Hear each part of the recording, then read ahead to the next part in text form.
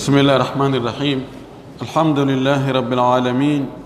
وصلى الله وسلم وبارك على نبيه الأمين وعلى آله وصحبه ومن تبعهم بإحسان واستنى بسنتهم وسلك طريقهم إلى يوم الدين اللهم لا علم لنا إلا ما علمتنا إنك أنت العليم الحكيم اللهم علمنا ما ينفعنا وانفعنا بما علمتنا وزدنا علما اللهم اجعل علمنا حجة لنا لا حجة علينا رب اشرح لي صدري ويسر لي أمري واحلل عقدة من لساني يفقه قولي. قال المؤلف رحمه الله وملائكته. الملائكة جمع ملأك جمع ملأك وأصل ملأك مألك لأنه من الألوكة والألوكة في اللغة الرسالة. قال الله تعالى جاعل الملائكة رسلا أولي أجنحة مثنى وثلاث ورباع. يتي الله سبحانه وتعالى تدد ماون دو تو دو سيني دو هاندو يتede yentori yo juuli enelaɗo men Muhammad sallallahu alayhi wa sallam o mo nuli e meɗen sabu yurmede yo juuli e sahaba ɓen fof o juula e hoore kala jokkuɗo diina ka ɓe jokkuno kam yo Allah jokki en kan diina allahumma amin. walli fiɗon ɗo yo Allah yurmin en yurminamo o addi e tugalal ɗimmal ngal ɓaawo gomɗigol allahu subhanahu wa ta'ala ka tugale liman ko heedi ɗon ko gomɗingol malaikaɓe o inni wa malaikatihi e malaikaɓe makko ɓen kanko allahu jaa e tugale gomɗingol ngol ko nelaɗo men sallllahu alayhi wa alihi wa sallam yeyetno jibril ɓaawo landikema ko honɗon iman o wi an tu'mina billahi ويوتن وملائكته الملائكة جمع ملائكة ب يون ملائكة جو غوتو كون ويته وي كو ملأك ملأكون ملأكون ايتو يا وتو يا ملأكون يون واصل ملأكون asluhu ko ma'lakun joni hamza on o itta ka hore alif laamu on arti ɗon alif on yahoy yeeso hamza on arto yeeso toon yani ma'lakun wontoy mal'akun ka haala arab hiɓe addiri noon kamɓe yimɓe sarfu ɓen ɓe inna asli kalima on hari ko ni tartibul huruf kono no ara e nder sarfu on waɗe taqdim e takhir karfeje goo artire ɓaawo goɗɗe goo naɓite yeeso fi kala no woodi e sarfiyankoɓe hay wurɓe o zaman ɗo ɓe jaɓa ɗum few goɗɗo jangginano men o jaɓa ɗum kanko few wonde harfeere no iwta kande wonno ɗon nde wontoya harfeere goo wano assama'u weni ka lasili ko assama'u ɗum wono lasi assama'u ko wawno ɓayni tatarrafat il wawu ithra alifin fa qulibat hamzatan joni wawu si wontoyi sera serindoyke tawi ko adima kon ko alif o wayloyto o wontoya hamza kanko o sali few o wi harfeere wowlata iwata e harfeere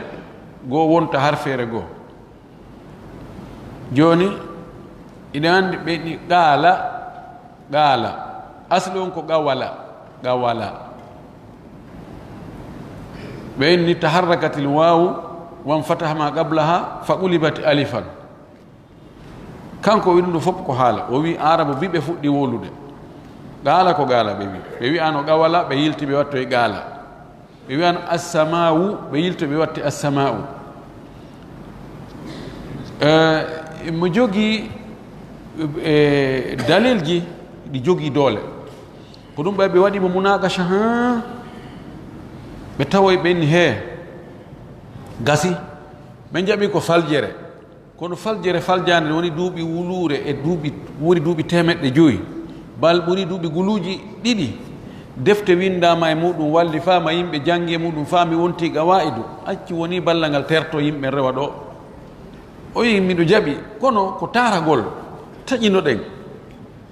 ɓe wi nono ɓay tun wowtama tarago woni godoro joni fuu ko ɗum andi argol tawa yimɓe fuu wowti hunde ɓe lorraki wona aqida sakko nano ɗum ɗo no boni bakkato ala e muɗum wiya ko ya ittuɓe ɗno kadi adanaɓe hunde heere gotaɓe koɓe fuɗtu kadi e ba ɓe wi ɗum ɗo gasata ɓe girde makko hayɓe falnoma yaltinde jangingol jamia kono ɓe yani ɓe tawoyi tigi on ko gonga ɓayni mono faala jaɓ mo nani acca ɗon wala kullin kanko o wi ɗo aslu malaik ko jam'umu mufradu on ko malak lasli malak ko ma'lak ɗa itta ɗa naɓira ɗa nattita ɗo wi li annahu min al ulukati andi alaka alaka ya'lak ko ma'lak o wi wal ulukatu fi lugha alakahu ya'lakahu ma'lak o wi ka haala arab arrisala ko nulal qala allahu taala allah towɗo ngo wi ja'ilil malaikati o waɗi malaika ɓe rusulan ko ɓe nulaɓe uli ajnihatin ko ɓe jomiraɓe gabitanji ɗum ɗo ko lasili kalima on taw malaika ngol konngol ɗo ka arab ko honno ngol fuɗɗori kanko o wi ko alaka ya'lak al uluka joni noon yiltidiroya toon ha wontoyi ma'lak si woni ko ko wontoyi mal'ak si wonti mal'ak jam mum ko malaika malaikatu ɗum la yahummuna kathiran andugol ko hono on lasil kalima on amin en taw ɗenɗe ɗen dogi ko almalaika jam mufradu mum ko almalaku almalaku o wi fal malaikatu malaikaɓe ɓen alamun gaybiyum ko tagore wirnide ko mondu wirniɗo alam koko taga ko tagore goo ko mondu goo kono koko wirni kañum reena yiyatako halakahumullahu azza wa jalla allah tagi ɓe malaikaɓe ɗo min nurin e annora ko e jalbendi o tagi ɓe o wirni ɓe kamɓe e yiyataɓe ɓe rewa ɗo ɓe feƴƴa hara reena wa ja'alahum o waɗi ɓe kadi ta'iina lahu ko ɓe ɗoftiɓe mo mutadallilina lahu ko ɓe hoykinaniɓe mo yankinaniɓe mo walikulli minhum no wodani goto e kala ɓe malaikaɓe wadaif golleji fonction ji khassahu llahu biha allah hertinimo ɗin ɗo golleji mo ɓe no halfina fonction ji inna a ko ɗum ɗo e ɗum ɗo e ɗum ɗo no golle maɗen a wa na'lam min wadaifihim hiɗen andi e golleji maɓɓe fonction ji maɓɓe e fonctionnaire ɓe maɓɓe ɓe aroɓe ɗo awalan jibril oɗo fonctionnaire jo maɓɓe hiɗen andi mo muwakkalum bil wahyi ko oɗo halfina wahyu o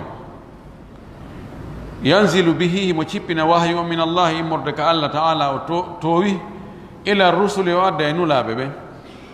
oɗo woni ambassadeur jo on hakkude allahu subhanahu wa taala e nulaɓe makko ɓen ɗum ɗo no jaa e fonction ji makko ɗin yottingol nelal ngal allahu subhanahu wa taala nela mo o ara o yottina thaniyan ɗimmo on israfil ko o wiyeteɗo israfil mo wakkalum oɗo ko halfinaɗo ɓe nafhir assuri wuttoygol aladu gutufal ndum wa huwa aidan ahadu hamalati al arsh e kadi ko e goto e rondiɓe arshi ɓen o jeeya no e fonction ji makko ɗin rondagol arshi on. Thalithan tammo on Mikail ko o wiyeteɗo Mikail muwakkalu on ɗon ko halfinaɗo bil qatri toɓo ngon wannabati e puɗi ɗin ndiyan ɗan saƴugol ndiyan ɗan ko kanko halfina ɗum ɗon soggugol duule ɗe moɓidira ɗe e ndiyan ɗan saƴa fuɗina puɗi ɗin. Wa haulai thalathatu ɓeɗo tato kulluhum ɓe fof maɓɓe muwakkaluna ko ɓe halfinaɓe bima fihi ko woni e nder muɗum hayatu gurdam. ɓeɗo fof ko ɓe halfina kon gurdam gasta e ɓaw mum. Fa Jibril muwakkalum bil wahyi, Jibril no halfina wahyu on. Wa fihi hayatul qulub, ka wahyu ko ɗon gurdam ɓerɗe ɗen woni, ruhuji ɗin ko ɗum wurata. Ruhuji ɗin fiyoɗi laaɓu,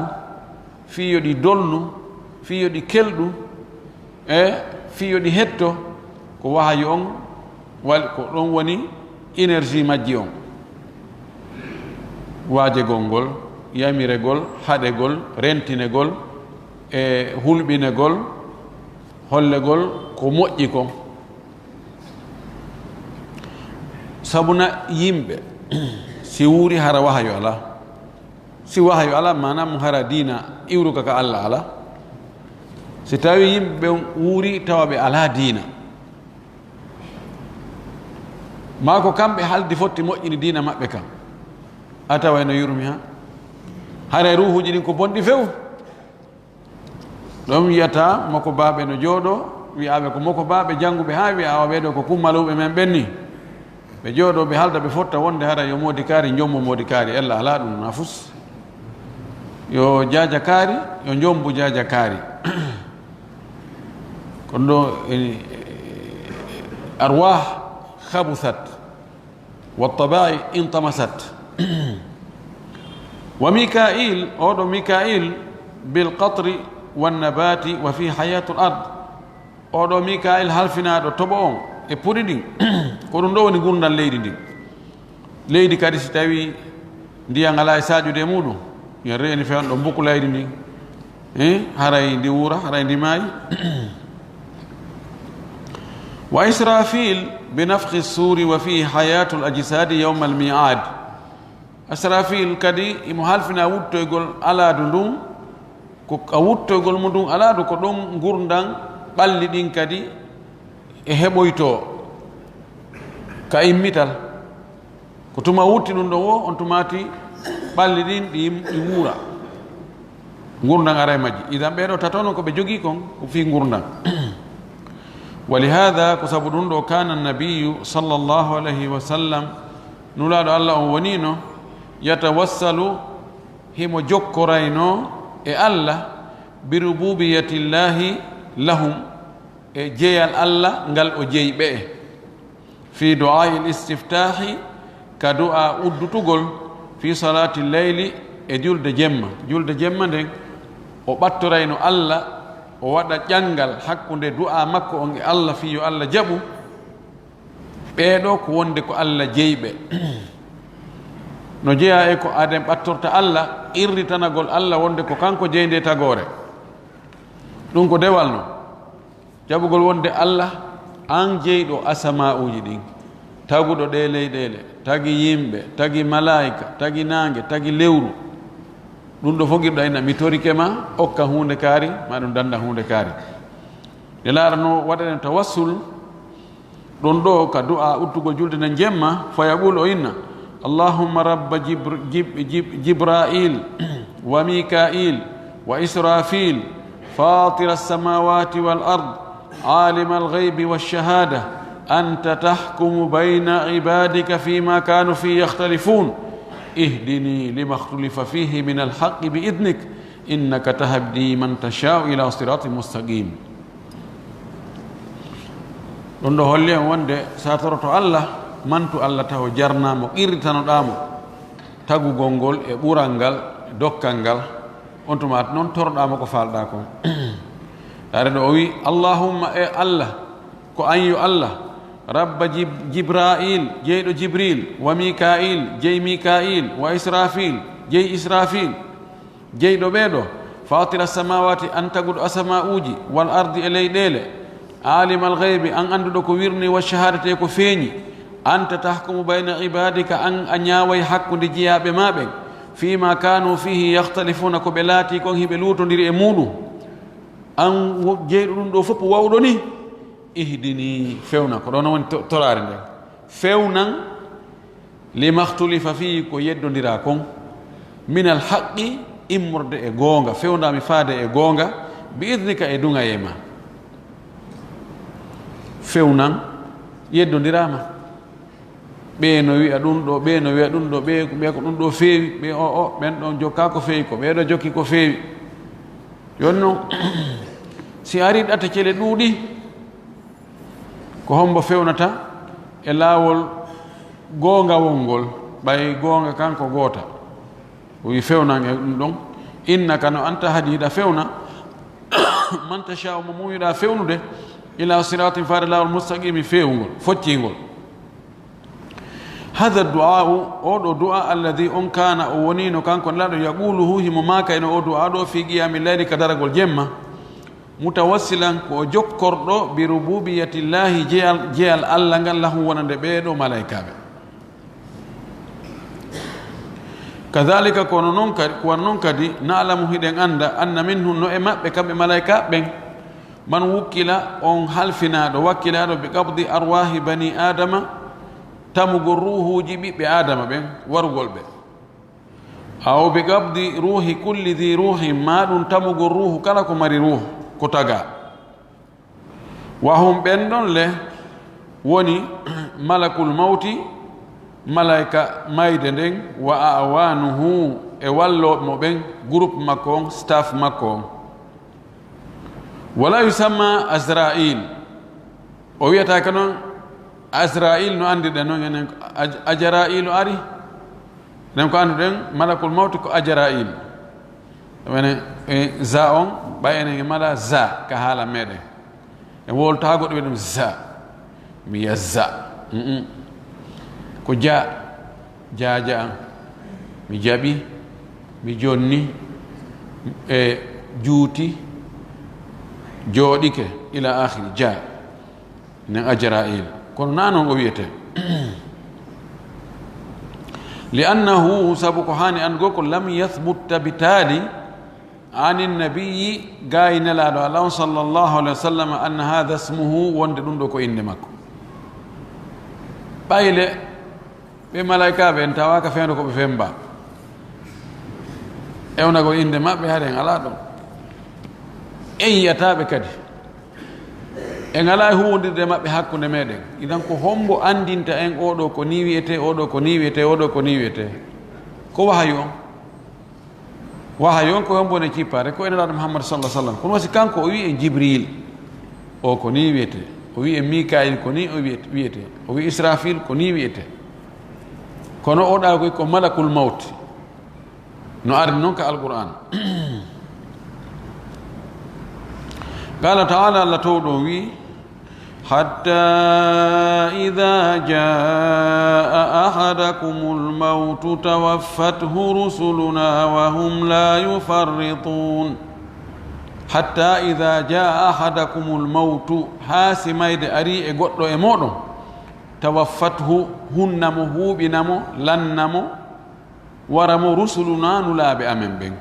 وهم كم بنون بن نلاب أمن بمن نلفي كو ورا mo mayde hewtani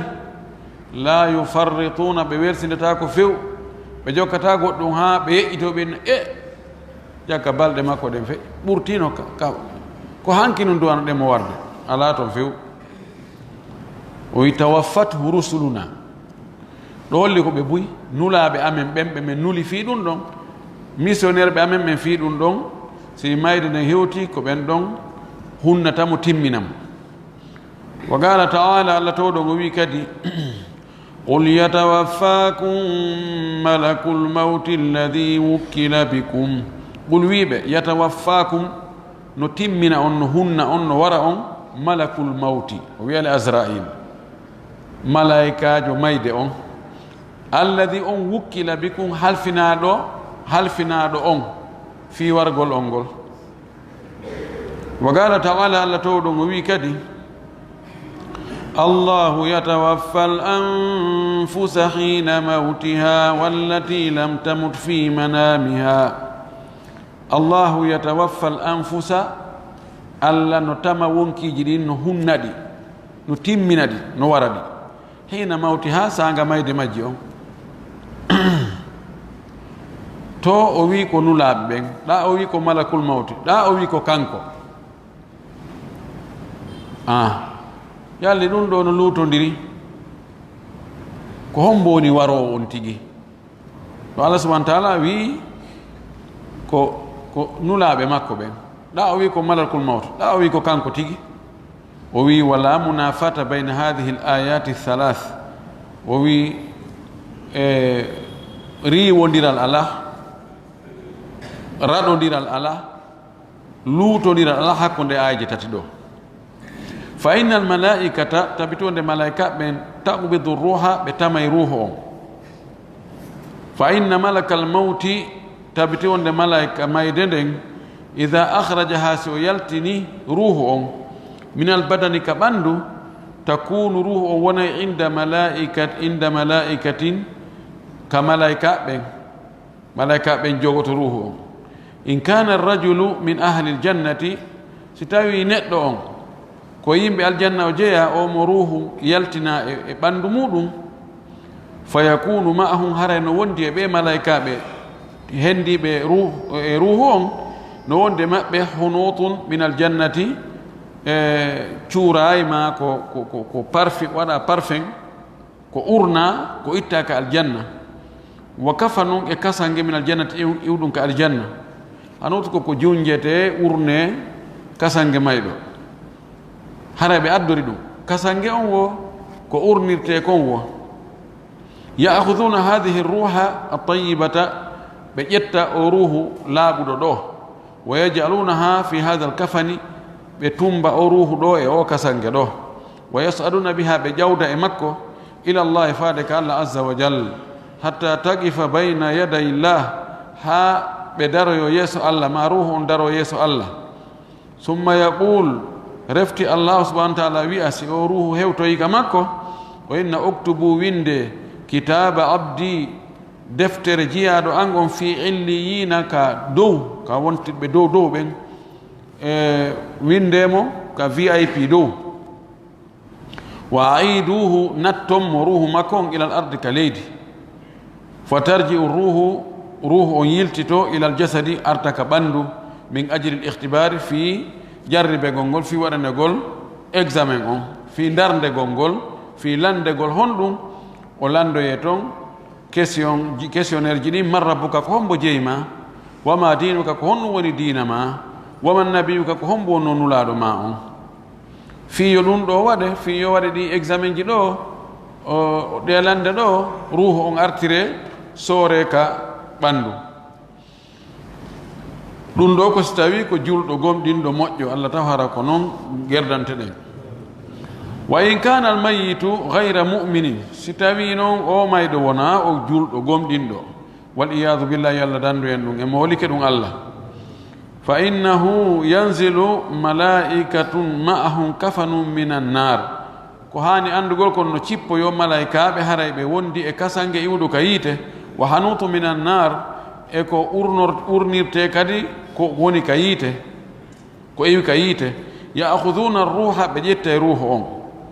yani malakul mawti ƴetta emo pooɗa mo adda ha ka yaltay tun ɓe teɓɓitomo hare ɓe jooɗi iɓe habbima ko konti ko opération iɓe habbi kamɓe opérama ko yaltinte kon ɓe hendo kamɓe si ɓe hendike mo yaakhuduna ruha ɓe hendo ruhu on wa yajalunaha ɓe tumba ruhu on fi hada l kafani o kasange ɗo kasange luuɓuɗo ñaaɗuɗo summa yasaduna biha ɓe ƴawda e ruhu on ila samai ka asama fa tuglagu abwabu samai dunaha dambuɗe asama ɗen soke gaay o ruhu hara o hewta o wawali feƴƴoyde fes tawa visa ala tawa ɓe fof ɓe ferma frontiére o on tumat wa tutrahu ila al-ard o buge ka leydi akkite ton futta qala Allah ta'ala Allah to do wi ka hollugol dum do ko non warrata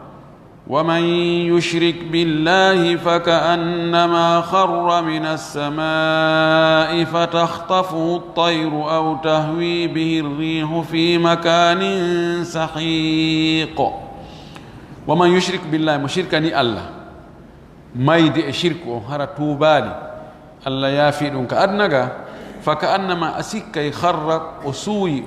وفكي من السماء ويبدو فتخطفه الطير تولد كفيمو أو تهوي به الريح ما هندو لبويمو في مكان ينوكو سحيق وقتيدو لغويدو نوائي يعني مشركني الله نوائي وسويدو أكتا كأسمدو في إما تولد يدنو تك يا دايمون ما هندو نبدو ها لبو يدو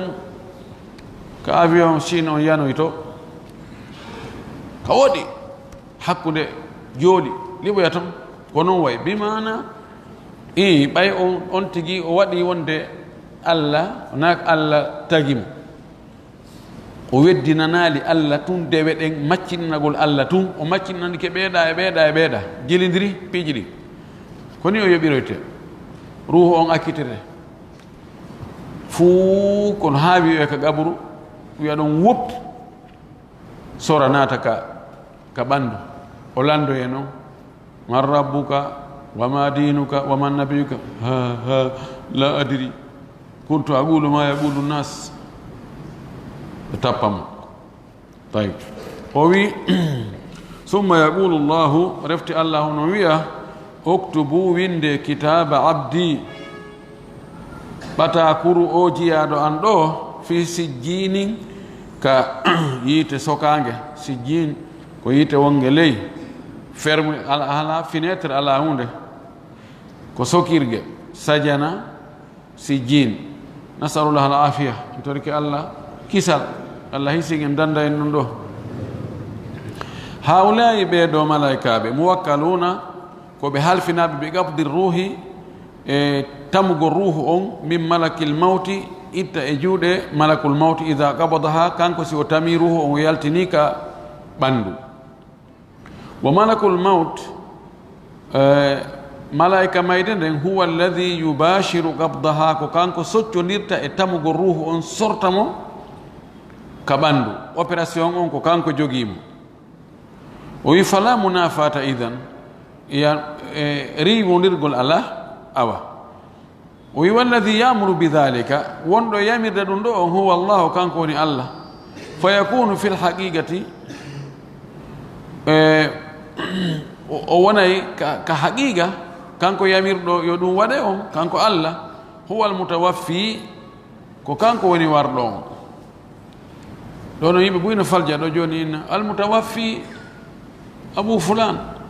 wirataka no almutawaffa ron ismul maful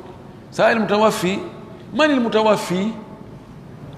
بأنك على حج كاري من المتوفى هرب ولا ولدتي مثل قوت البناي معنى أنفو ساوي متوفي هم بواري جونو كفال لا بيد هم بوارا يعني هم بماي إذا المتوفي هو الله سبحانه وتعالى والمتوفى هو الميت نعم إذن حقيقة يامير دو يوادي on ko kanko wadi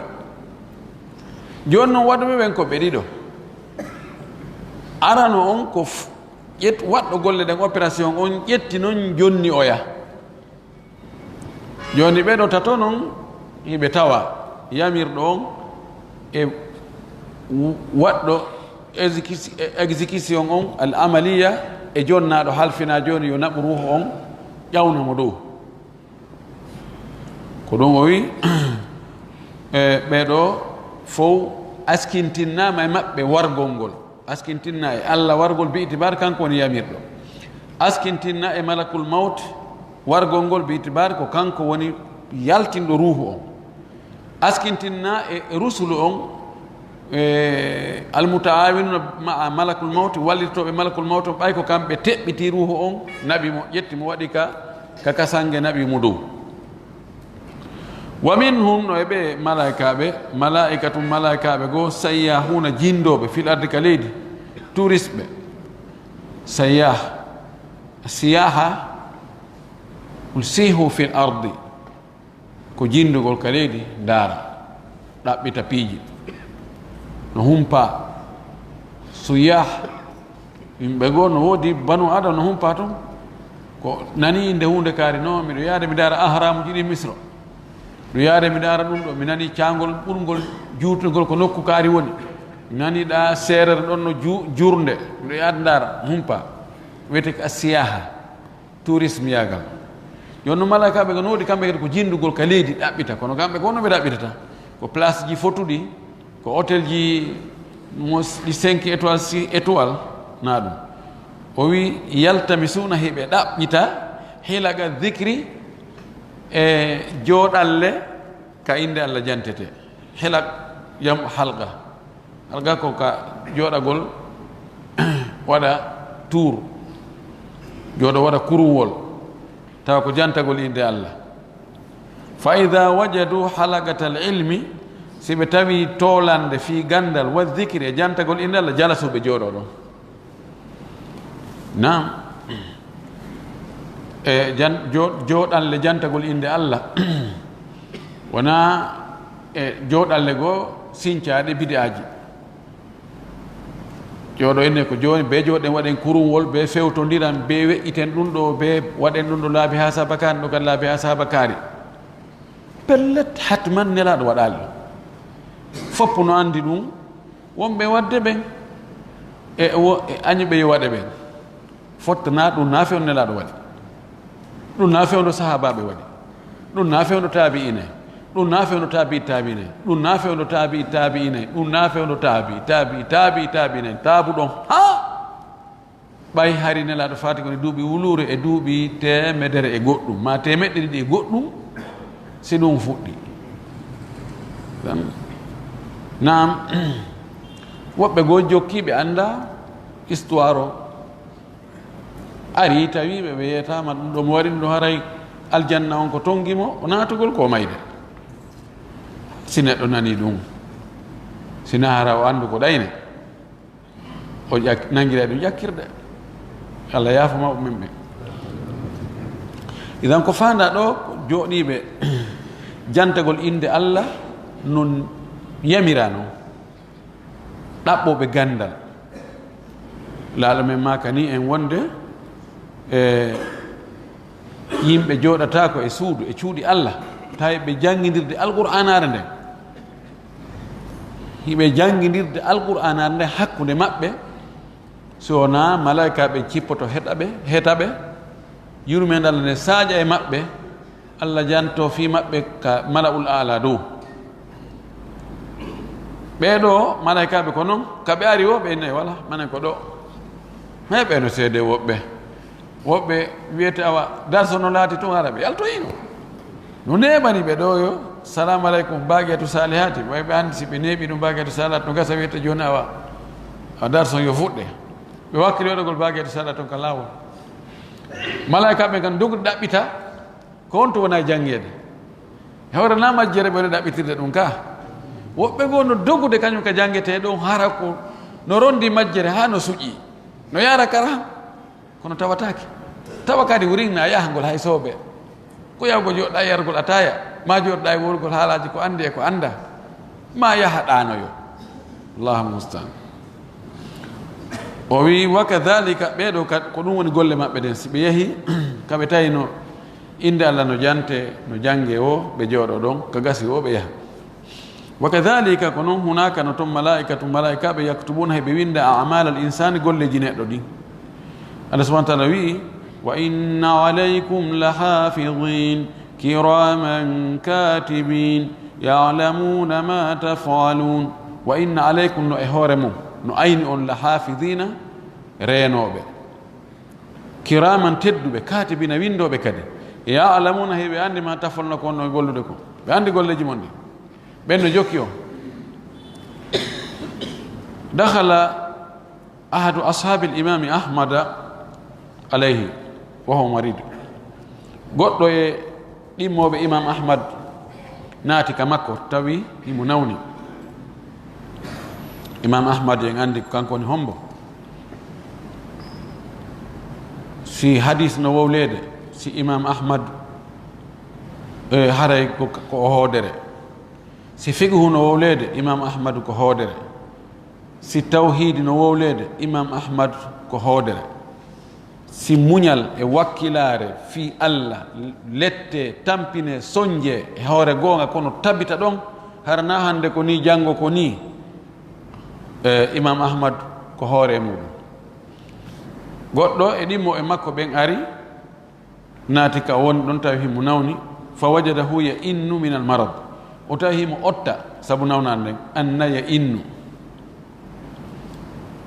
ɗo ɓenna anna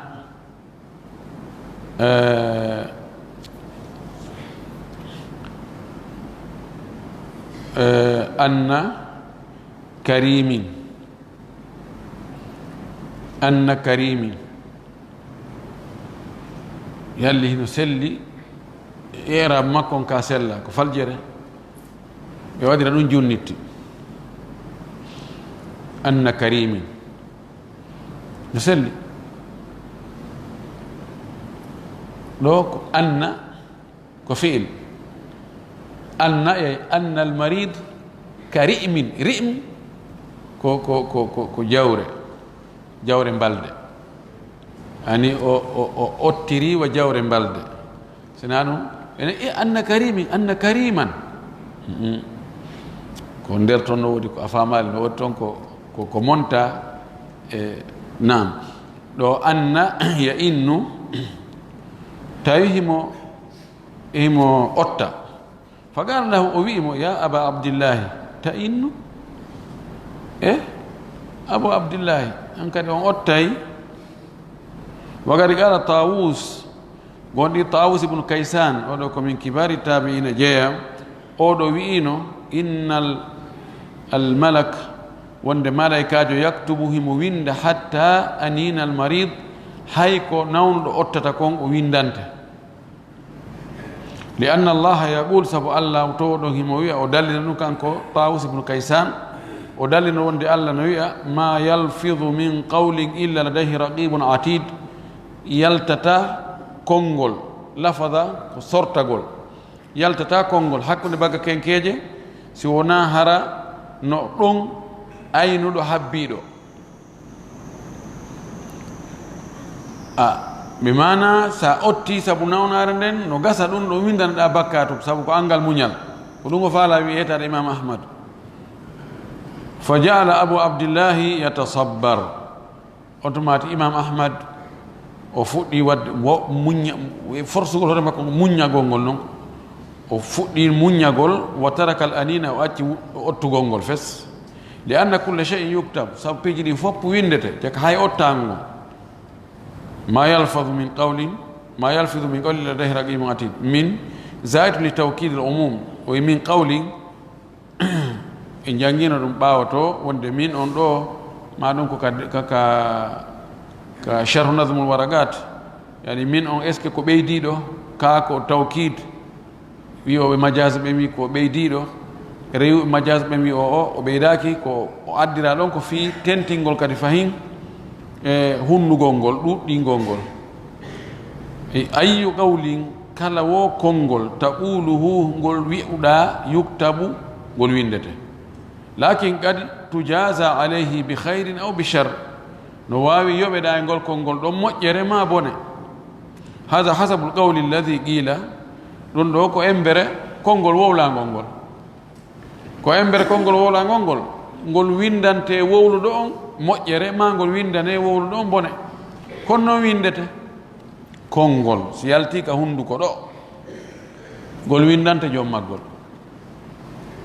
si tawi ko moƴƴol o windane ko moƴƴi si ko bonngol o windane ko boni so tuubi monte koni donc imam ahmad o jaɓi ɗum ɗo o muññi wa minhum aidan no wodi malaika ben kadi fahin malaikatu malaika be go yataaqabuna hibe lontondira ala bani adama bibbe adama ben fil layli jemma wan nahari nyalorma be lontondira be ara wonda e makko jemma si weti ben do yaha wobbe go ara nyallida e makko si hiri ben do yaha be yakari walobe ara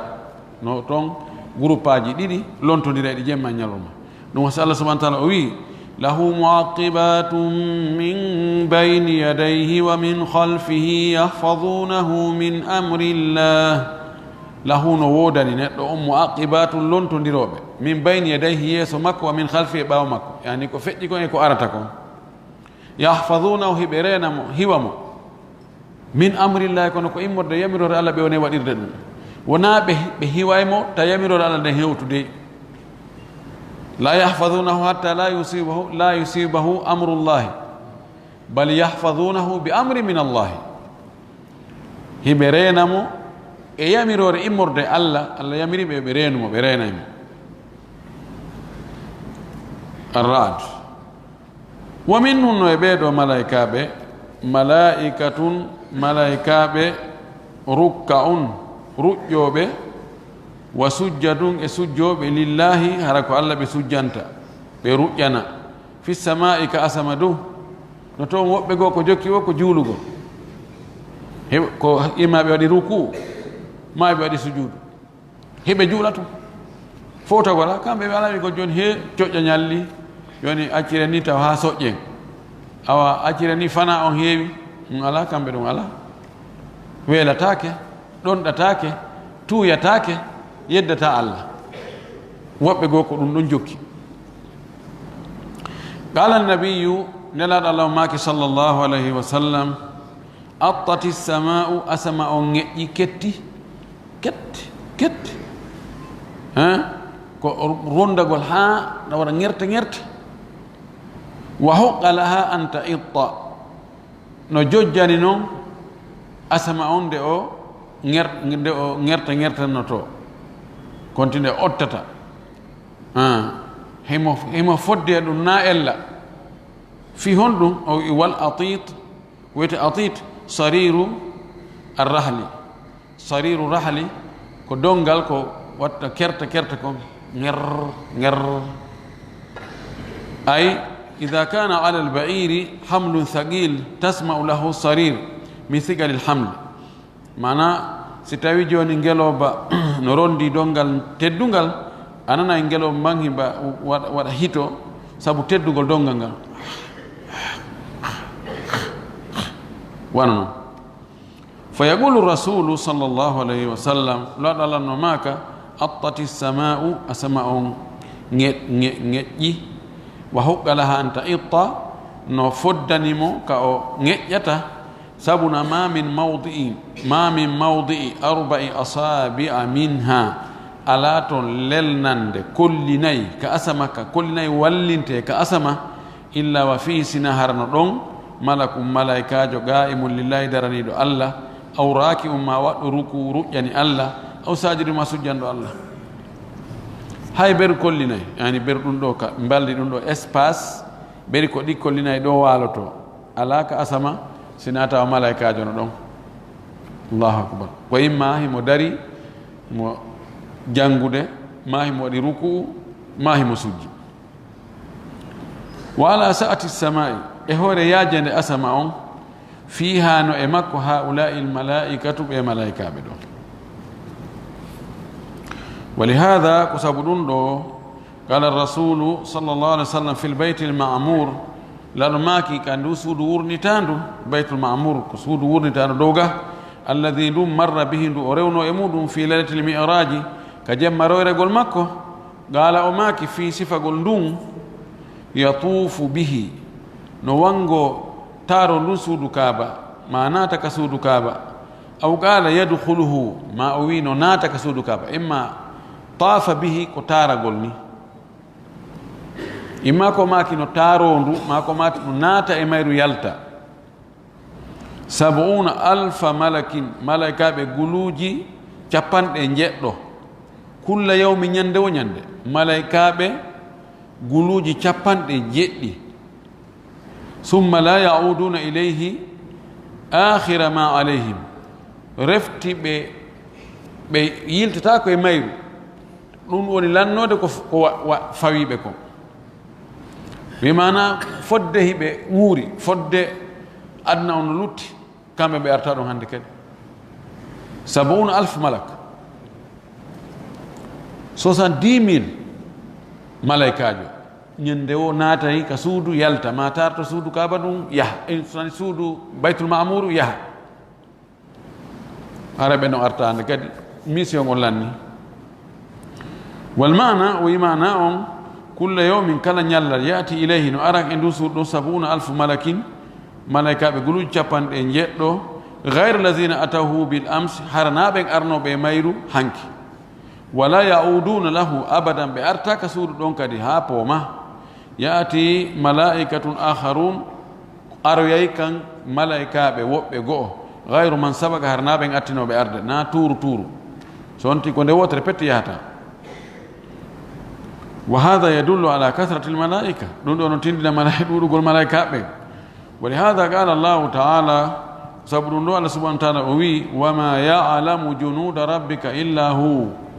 andata ittiri embere koneli jeyɗo ma on so wona kanko koneli allah ɗi ko andi ittiri mum o ko kanko luttuɗo anda wa minhum no e ɓeeɗo malaikatu malaikaɓe muwakkaluna bil jannati wa muwakkaluna bin nar no toon halfinaɓe aljanna on e halfinaɓe yiite ngen ɓen noon service maɓɓe on ko toon fa khasinu nar sokowo yiite ngen on hoorejo sirete on toon lahara on ismuhu malik ko o wiyete kanko ko malik noon inde makko nden ko oɗo woni hoore aynuɓe yiite ngen ɓe yaqulu ahlu nari yimɓe yiite ngen no wi'oya sanga wullitagol sabu ma paare ɓayɓe wullitike ha ɓe inna ya maliku liyaqdi alayna rabbuka qala innakum makithun ɓe wiya qalu ya maliku ɓe wiya hay ko an yo malik liyaqdi alayna rabbuka jeyɗo ma on yo gay noon fi amen yo war men noon min ɓuttina ɗe gandi e newnaje goo yahay hana on ɗon inna moodi sinda simi maayo noon toronlen allah yo allah ɓuttinanan noon haysi ko mayde yani ko faandi ɗo li yuhlikna fi yo halku men noon o yumitna o wara men fahum yaduuna allaha an yumita o hiɓe torade allah yo allah warɓe li annahum fi adabin la yusbaru alayhi sabu hiɓe e lette ɗe muññatako fa yaqul o jaaboɓe kanko malik khasinu naari o wiya innakum makithuna ko on wona ɓe ɗo on siwayu ɗo ko on ñiiɓa ɓe ɗo hiɗen ɗo taw summa yugaru lahum refti ɓe wi'ane noon ka daltinalngol ɓe hujja wonde ɓe toñaka lagad ji'nakum bilhaqqi walakinna aktharakum lilhaqqi karihun gonɗimen addanino on goonga mo tawata so on jokkino on aratano ɗo harano ko ka aljanna wonɗo ɗum arino e moɗon on addanama on yewtama on feññinanama on laɓɓinanama on waajama walakinna aktharakum ko woni tun ko ɓuɗɗurde e moɗon lilhaqqi wonande goonga karihuna on faalaka e ɗon añi on yiɗa goonga la ilaha illallah wona yiɗɓe goonga nan allah arsuku en yiɗugol goonga arsika julɓe ɓen fof tentini guineɓe ɓen arsuku guineɓe yiɗugol goonga ko goonga bambante harana fenande wowla fenande bambana nden fenande kadi allah dandu en almuhim o wi ko himmi kon tigi annahu yajibu alayna an nu'mina bil malaikati no waɗɗi en ka gomɗini en ɓe malaikaɓe wonde malaikaɓe ɓe woodi wa kayfa al imanu bil malaikati ko honno gomɗinal malaika ngal ko honno gomɗinirten wonde malaika ɓen hiɓe woodi o wi nu'minu bi annahum alamun gaybi en gomɗina wonde kamɓe ko ɓe tagore kono ko wirnide suuɗinde la yushahaduna ɓe seedatake ɓe yiyatake hara ɓe yaltiti wakad yushahaduna no wawi noon ɓe yi'e kono lasili on kamɓe ko ɓe yiyatako ko suuɗiɓe innama al aslu annahum alamun ghaybiyun lasili on kamɓe ko ɓe tagore wirnide makhluquna min nurin ko ɓe taga ko e annora mukallafuna bima kallafahum llahu bihi min al ibadat hiɓe fawa ko allah fawi ɓe kon e dewe wa hum khadi'una lillahi kamɓe ɓe yankinani allah subhanahu wa ta'ala atamma al khudu'i ko ɓuri timmude e yankinare lesɗinnago hoore mum allah subahana taala wi la ya'suna allaha ma amarahum wa yaf'aluna ma yu'marun ɓe yeddata allah ko allah yamiri ɓe few wigol ɗum ɗo no satti ɗum no metti fi ha ibrahima tigi on ɗi sariyaji heeyi koɗi sulfu kadi no woodi koɗi saria heƴƴata e meɗen wani bano adama ɗum julɗo yiyatoma saria heƴƴata e men hara ko saria allah on de hara a wowlan mawde ha ɗum ɗo de allah no harmini ɗum koɗi ɗum ɗo wattake he koɗi acce oustage saria heƴƴata e meɗen allah yaha ɓenna he kori e gonga hi ko gonga koye kono hey gonga wowlatake ayani alqur'ana ɓay woli gonga nde haɓɓano en daara eno kaafiniren kamɓe malaika ɓe kamɓe ɓe anda noon de la ya'suna allaha ma amarahum wa yaf'aluna ma yu'marun ɓe yeddata allah ko allah yamiri ɓe kon few kala ko ɓe yamira ɓe waɗay kadhalika ko noon nu'minu gomɗinten bi asma'i man alimna bi asma'ihim ko noon gomɗinirten kadi inɗe ɓe anduɗen inɗe mum ɗen wa nu'minu bi wadha'ifi man alimna bi wadha'ifihim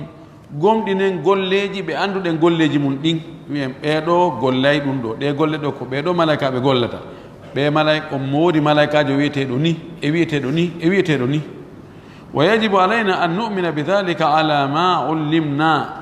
no waɗɗi en nde gomɗinten ɗum embere ko andina ɗen kon na e moƴƴinan hoore men ton inɗe wano azrail ma wiyen toon malaika ɓe ɓe waɗa ɗum ɓe waɗa ɗum hara en heɓari wahawi mum wa hum ajsadum bi dalil qawlillahi taala ɓe malaika ɓe noon ɓe mari ɓalli ɓe mari ko ɓe ɓandiyankoɓe wona ruh tum ko ɓe mari ɓandu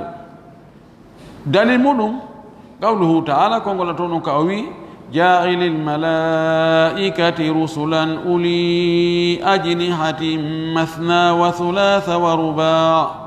o wi kanko ja'ilil malaikati ko waɗɗo malaika ɓen rusulan nulaɓe uli ajnihatin ko ɓe jomiraɓe kadi gabitti wara annabi so tawi ko won mara ɓandu waɗantake gabitti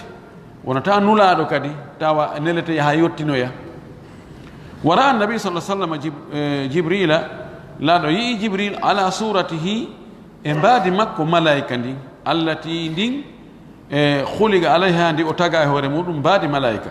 lahu 600 janahin tawi mo jogii gabitanji 600 600 jana gabitanji 600 kadi saddal ufuga tawi o uddi ni ufuk ko ka yitere hattata ka tawa ɓenna leydi ni kamo ngon ka jogodiri ɗon tawi toon fof himo uddi toon fof a yiyata ko kanko tu yiyata ka o yeƴƴitori wo ko jibril ka o yeƴƴitori o taari ni ha huttiti tawi ni ha hewtini fof ko jibril la ilaha illallah o wi khilafan liman qala ɗum no lundi noon e ɓe wiwɓe on wiwɗo innahum no kamɓe arwah ko ruhuji tun na ala ɓalli ida qala qailum hallahum o qul si wi o wi ene ɓe mari haqqillaji naqulu inne hallaka aqlu ene an kiɗa mari haqqil taw si landuɗa ɗum ma yasalu an hada illa rajulu majnun landata ko ɗo sinna neɗɗo feetuɗo wa kadi qala allahu taala gondi allah tawɗo go wi la ya'suna allaha ma amara wa yafaluna ma yu'marun allah wi ɓe yeddatama ko yamiri ɓe kon hiɓe waɗa ko ɓe yamira fa hal yuthni alayhim hada thana'a wa laysa lam uqul allah mantay ɓe nde mantore ɗo taw ɓe mara haqqille hoore o wi yusabbihuna allayla wannahara la yafturun hiɓe subbinano allah jemma ñalon ɓe ronkata ana qulu en inne haulai laysa lahum uqul en wiya ɓeɗo mara hakkil ya'tamiruna bi amrillah hiɓe jaɓa yamirore allah e itamara ko jaɓugol yamirore amarahu wa atamara o yamirimo o ya jaɓi yamirore nden hiɓe jaɓa yamirore ko Allah yamiri ɓe kon wa yafaluna ma amara Allahu bihi ɓe waɗa ko Allah yamiri kon wa yuballiguna alwahya ɓe yettina wahyu on wa naqulu laysa lahum uqul wiyen ɓe mara hakkil ahaqu man yusafu bi adami l aqli man qala innahu la uqula lahum yani ahaqu ko ɓuri handude min an yusafa nde sifutorte bi adami l aqli angal hakkil man qala ko on wiwɗo innahu ko hani andugol kon la uqula lahum ɓe mara hakkil yani wiiɗo ɓe mara hakkil on ko on fodda e sifirede wonde mara hakkil mana mo mara honno nellita mo mara hakkil yani feetuɗo neɗɗo no faɗa piiji ɗin fof fayra e tere ɗen tawa mo hutore himo jonne responsabilité si wonara ko haqqille nden o si haqqille ɗen o faɗi bunɗo himo halfine goɗɗum Abdullah ibn Ummi Maktum ko bunɗo no Nabi sallam halfinimo julnugol Madina lontine Madina o yehi no wawi woni bumɓe wonɓe hunjinde tawi boofo jono halfine piiji boyi ɗokko men e taƴa junngojo men kono ene joni awa ndumuɗa ɗo en halfini feetuɗo on ɗo joni ko yo kipan en ɗum ɗo kanko feetuɗo yo kipan en ɗum ɗo joni ene yahe ala ɗum waɗi si feƴƴi neema wongol julɗo ala ko Allah okkata goɗɗo ko weli hewti hakkil en tori ko Allah subahanahu wa taala yo Allah waɗ ɓe jomiraɓe haqqillaji hutoroɓe haqqillaji mum ɗin waɗa en gomɗinoɓe ɗi piiji wirniɗi harana piiji feeñi ɗin tum en tori ko Allah waɗa en julɓe moƴƴuɓe Allah faami e dina kam faamu selɗo asikan kadi golliti ko jaɓani ko gollen ko wa akhiru dawana alhamdulillahi rabbil alamin wa sallallahu wa sallam wa baraka ala nabiyyihi al amin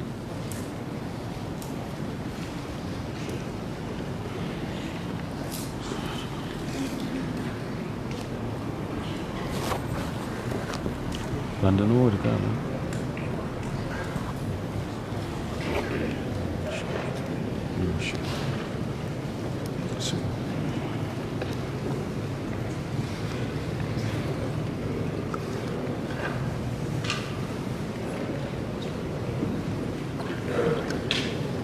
shukran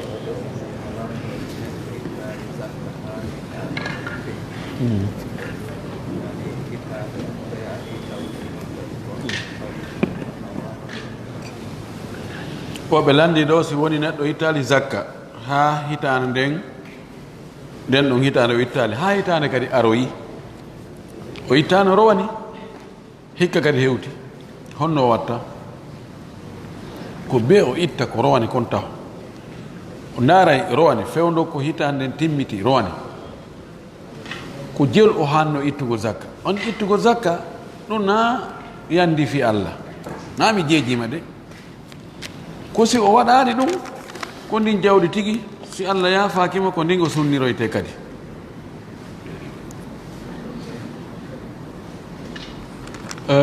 ɗum ɗon ko be o itta joni noon o calculay ko rowani kon o itta ɗum ha o gayna o ndarno ko lutti kon kadi hikka ɗo si tawi no yoni ko ittane zakka sino yoni ko ittane zakka ɗum kadi o itta ɗen anndi ko 2,5% woni ko ittete ɗum woni no fanɗi Allah e nder temedere ne fof ko landima ko 2 e feccere 2 e feccere e nder temedere an saroɗa ittugol ɗum joni mo accatma jelu 9 e jeɗɗi e feccere ɗum ɗo fof mo accatma Allahul mustaan ko be o itta sual awal ladayi shukuku kasiratu fi iman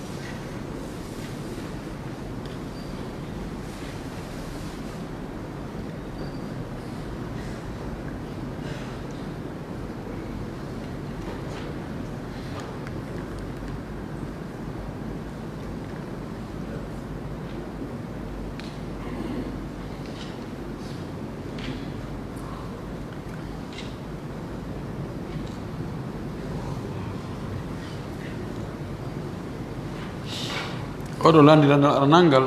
machallah bindi ɗin no ɗi laba kay ɗi wawi bindi an kono ɗi selli ken o wi o sikkitino sikke fi limanu makko on tigi o sikkeji ara e makko ɗuuruɗi o wi ɗum no no ɗenƴinimo no ɓernde makko walaki honno watta wi kadi so immike o dariki o waɗi golle moƴƴe o so'ay wonde wasi tawi ko waɗiri ɗum ɗon ko fiyo yimɓe ɓe mantumo wowmo ɗuma e hoore wona ɗum asasan na ɗum o waɗiri kono no gasa o yiyan he wajoni komi waɗiri ɗum ɗo ko fiyo yimɓe ɓe manta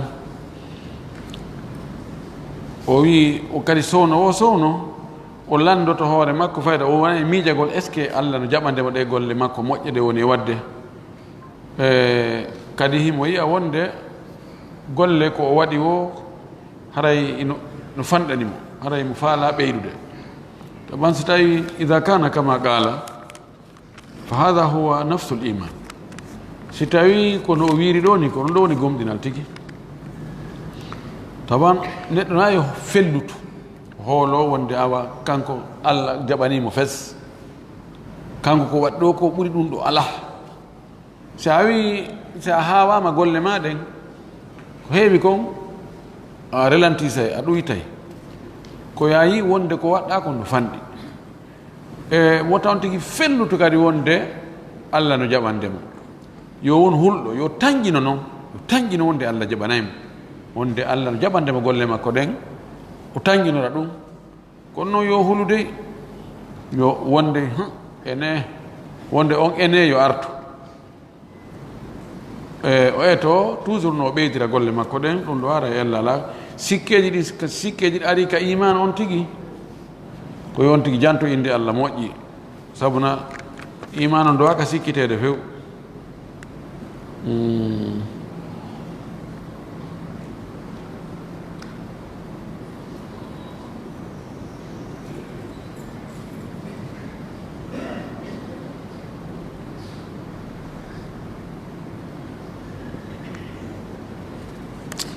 قال لنا الإيمان أنه مفهمنا علم قال فيه الوضوء العظيم من ذاك الوضوء العظيم هل نتون صغير يا عظيم بل الوضوء الصغير يبدأ في الاغتسال ويصل إلى منشأب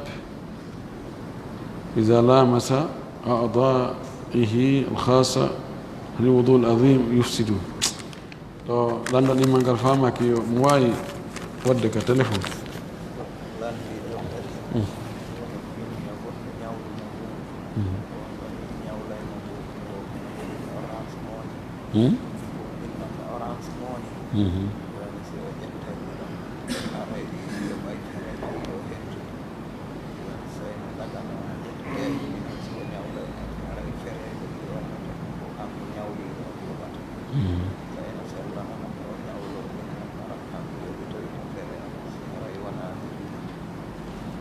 ko ka yimɓe woɗɗodiri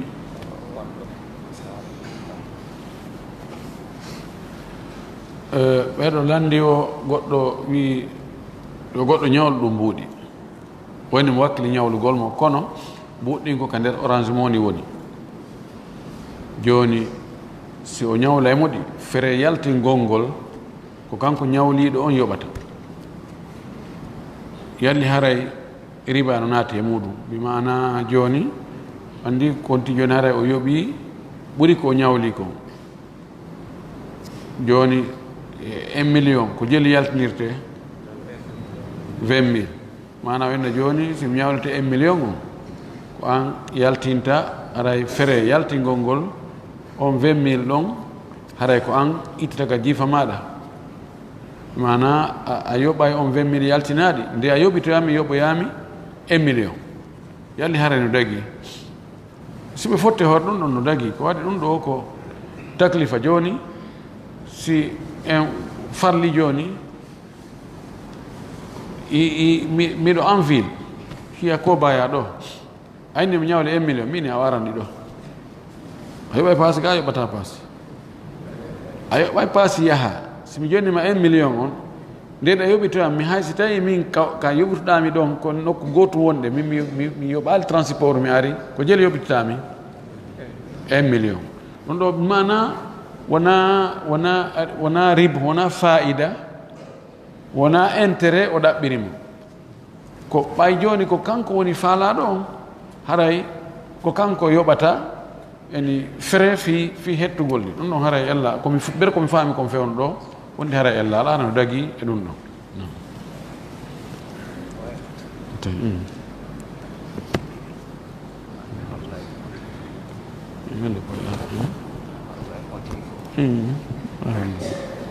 de ko lendi hara mi futta ɗum